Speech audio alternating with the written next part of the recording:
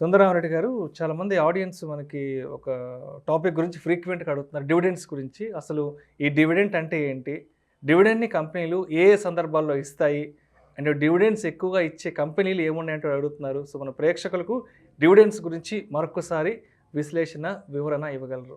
డెఫినెట్‌గా అండి. ఈ వాలటిలిటీ మార్కెట్‌లో మనకి కంటిన్యూయస్‌గా, కన్సిస్టెన్సీగా ఇన్‌కమ్ అనేది చాలా ఇంపార్టెంట్. అందులో ఈ డివిడెండ్ థీమ్ ఒకటనమాట. సో, స్టాక్స్ ఎప్పుడు ఈ ఇంటర్నేషనల్, నేషనల్, ఈ సెక్టర్ స్పెసిఫిక్ న్యూస్ తోటి నిరంతరం ఎఫెక్ట్ అవుతా ఉంటాయి. ఆ ఎఫెక్ట్ అనేది కంపెనీ ఫండమెంటల్ మీద ఎఫెక్ట్ కావచ్చు, కాకపోవచ్చు. ఫర్ ఎగ్జాంపుల్ ఇప్పుడు ఉక్రెయిన్ వార్ వల్ల అన్ని కంపెనీస్ ఎఫెక్ట్ రూల్ ఏం లేవు. But still stock price drop అవుతూ ఉంటాయి. అందుకని గ్రోత్ ఓరియంటెడ్ స్టాక్స్తో కంపేర్ చేసుకుంటే ఈ డివిడెండ్ ఇచ్చే కంపెనీస్ ఎప్పుడు బెస్ట్. అది నిరంతరం నీకు అమౌంట్ ఇస్తూనే ఉంటాయి. ఓకే, సో ఈ డివిడెండ్ అంటే ప్రాఫిట్ షేరింగ్ని డివిడెండ్ అంటారు బేసిక్గా. సింపుల్గా చెప్పాలంటే ప్రాఫిట్ని షేర్ హోల్డర్లందరికీ షేర్ చేయడానికి దాన్ని డివిడెండ్. ప్రతి కంపెనీకి ఒక డివిడెండ్ పాలసీ ఉంటుంది. ఫర్ ఎగ్జాంపుల్ ఐటీసీ చూసారనుకోండి, 80% ప్రాఫిట్స్ని షేర్ హోల్డర్కి డిస్ట్రిబ్యూట్ చేస్తుంది. యాక్చువల్గా ఏదైనా కంపెనీ ప్రమోటర్లు ఒక కంపెనీ స్టార్ట్ చేశారనుకోండి, తర్వాత వాళ్ళు ఫుల్ టైం వర్క్ చేస్తున్నారు కాబట్టి వాళ్ళు శాలరీ తీసుకుంటారు. యాజ్ ఏ సీఈఓ కావచ్చు, లేదా మేనేజింగ్ డైరెక్టర్ కావచ్చు, లేదా చైర్మన్ లాగా కావచ్చు. కానీ యాజ్ ఏ ఓనర్గా వాళ్ళు రివార్డ్ ఎప్పుడు ఇచ్చుకోవాలి? అందుకని స్టార్టప్ స్టేజ్లో అది కుదరదు కాబట్టి ఒకసారి కంపెనీ కనుక గ్రోత్ అంతా అయిపోయి మెచ్యూరిటీ లెవెల్కి వచ్చిందనుకోండి, అప్పటి నుంచి ఇక డివిడెండ్ ఇచ్చుకోవడం స్టార్ట్ చేస్తారు. సో దాంట్లో షేర్ హోల్డర్ అందరితో పాటు ఆ ప్రమోటర్స్ కూడా మనీ బ్యాక్ వస్తూ ఉంటుంది. అందుకని మోస్ట్ ఆఫ్ ది టైమ్స్ మంచి ఎథికల్ కంపెనీస్ ఏయని కూడా ఒక లెవెల్కి వచ్చిన తర్వాత ఖచ్చితంగా డివిడెండ్ డిస్ట్రిబ్యూట్ చేసుకుంటూ పోతుంటాయి. ఎందుకంటే వాళ్ళు రివార్డ్ ఇచ్చుకోవాలి కాబట్టి. సో ఈ డివిడెండ్ ఉండే వాటిలో బ్యూటీ ఏంటంటే రెగ్యులర్గా కన్సిస్టెన్సీ ఇన్కమ్ వస్తూ ఉంటుంది. ఇండియాలో కనుక మీరు చూస్తే ఇంక్లూడింగ్ ఈవెన్ తక్కువ అమౌంట్ ఇచ్చినా సరే రిలయన్స్ కావచ్చు, టీసీఎస్ కావచ్చు, ఇన్ఫోసిస్ కావచ్చు, ఆల్ ఐటీ కంపెనీస్ సంవత్సరానికి 2-3 టైమ్స్ ఇస్తూనే ఉంటాయి నిరంతరం. ఓకే, అంటే వడ్డీ రూపంలో పెద్ద గిట్టుబాటు కావచ్చు, నీకు 2-3% కానీ గిట్టుబాటు అవ్వచ్చు. బట్ రెగ్యులర్గా అడిషనల్ ఇన్కమ్ ఇది apart from the stock price appreciation అనమాట. మీకు అచ్చు డివిడెండ్ మీద నీకు డివిడెండ్ లిస్ట్ కావాలంటే, స్టాక్ బాగా ఇచ్చే కంపెనీస్ కావాలంటే ఇండియాలో ఫస్ట్ వచ్చే ఎనర్జీ స్టాక్స్ అండి. ఆర్ఈసీ కావచ్చు, rural electrical corporation, rural finance corporation, coal India and HPCL, BPCL, ఇలాంటి అయితే 8-10% మధ్య వస్తుంది డివిడెండ్. Energy sector 8-10%. 8-10% అంటే మోస్ట్ ఇన్ఫ్లేషన్ ని బీట్ చేసి. ఎస్, బ్యాంక్ తో పోల్చుకుంటే డబుల్ అమౌంట్ అది. బ్యాంక్ తో పోల్చుకున్న బీట్ చేసి. పైగా హిస్టారికల్ డేటా ప్రకారం ఎవ్రీ ఇయర్ కంటిన్యూస్ గా కన్సిస్టెన్సీగా లాస్ట్ 10 years నుంచి వస్తున్నాయి. ఓకే, వాళ్ళకి వచ్చిన ఇన్కమ్లో లిటరల్లీ 70-80% వరకు నీకు బ్యాక్ ఇస్తాయి ఏ ఇయర్కి ఆ ఇయర్.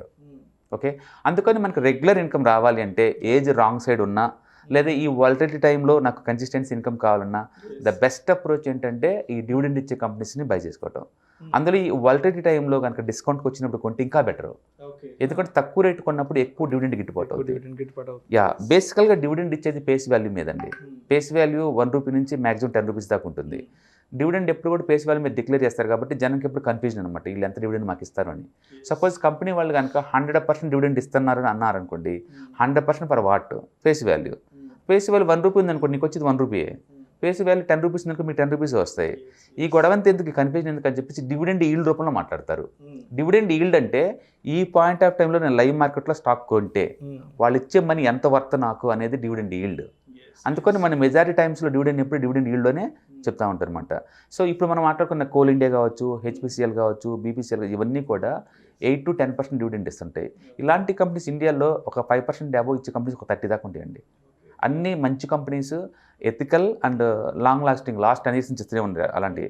సో ఈ టైంలో బెస్ట్ వాలటిలిటీ మార్కెట్లో బెస్ట్ అప్రోచ్ ఏంటంటే తక్కువ రేటుకి వచ్చిన ఈ డివిడెండ్ ఇచ్చే కంపెనీస్ మనం బై చేసుకుంటూ పోవచ్చు. క్లాసిక్ ఎగ్జాంపుల్ మీరు ఐటీసీ కనుక చూసారనుకోండి, వాళ్ళకి వచ్చిన అమౌంట్లో 80% బ్యాక్ ఇస్తారు. 16,000 crores ప్రాఫిట్ మేకింగ్ కంపెనీ అది ప్రయాణం. వచ్చిన డబ్బులోంచి 80% బ్యాక్ ఇస్తుంది డివిడెండ్ రూపంలో. 80% ఆన్ ద 16,000 crores లోంచి ఆ కంపెనీ ఇస్తుంది. అంటే ఈల్డ్ ప్రకారం మార్చుకుంటే మనం 5%. అందులో ఎఫ్ఎన్జీసీ కంపెనీ కాబట్టి కన్సిస్టెన్సీ ఉంటుంది, ఖచ్చితంగా ఉంటుంది. పైగా ఇందులో ఉన్న బ్యూటీ ఏంటంటే పెద్ద స్పెక్యులేటివ్ న్యూస్ కూడా రియాక్ట్ అవ్వవు కాబట్టి దీంట్లో దూరంగా ఆప్షన్ మార్కెట్లో కవర్డ్ కాల్ చేసుకుంటే ఇంకా ఎక్స్ట్రా ఇన్కమ్ జనరేట్ చేసుకోవచ్చు దీంతో పాటు, డివిడెండ్తో పాటు. అందుకని మీకు రెగ్యులర్గా కన్సిస్టెన్సీగా కంటిన్యూస్గా డివిడెండ్ రావాలి అంటే ఈ డివిడెండ్ ఇచ్చే కంపెనీస్ చాలా బెస్ట్ ఆప్షన్. ఎందుకంటే మార్కెట్ వాటర్తో సంబంధం లేదు. ఎందుకంటే ఈ వాలిటీ వల్ల ఫండమెంటల్ మెజారిటీ కంపెనీస్కి మారవు. ఏదో క్రూడ్ వల్ల రా మెటీరియల్గా వాడే వాటికైతే మారదేమో కానీ అన్నీ అయితే మారవు అనమాట. ఇప్పుడు ఎన్టీపీసీ ఉందనుకోండి, అది దానికి పాజిటివ్ తప్ప నెగిటివ్ కాదు ఈ వార్ ఇలాంటివి కూడా. ఎందుకంటే అది పవర్ ఎక్కువ ప్రొడ్యూస్ చేస్తే ఎక్కువ ప్రాఫిట్స్ వస్తాయి కాబట్టి. అందుకని బెస్ట్ మెథడాలజీ ఈ వాలటిలిటీ మార్కెట్లో మీకు కనుక కన్జర్వేటివ్గా ఉండి లాంగ్ టర్మ్ ఇన్కమ్ కావాలనుకుంటే better to stick with dividend making companies. ఈ మధ్య చాలామంది ఎంకరేజ్ చేస్తున్నారు. Thank you sir, thank you so much. Dividends గురించి, అదేవిధంగా కంపెనీలు ఏ సందర్భాల్లో షేర్ హోల్డర్స్కి డివిడెండ్స్ ప్రకటిస్తాయి అనే దాని గురించి ప్రేక్షకులకు మీ విశ్లేషణ ద్వారా చక్కగా వివరించారు. Thank you so much sir. Thank you sir.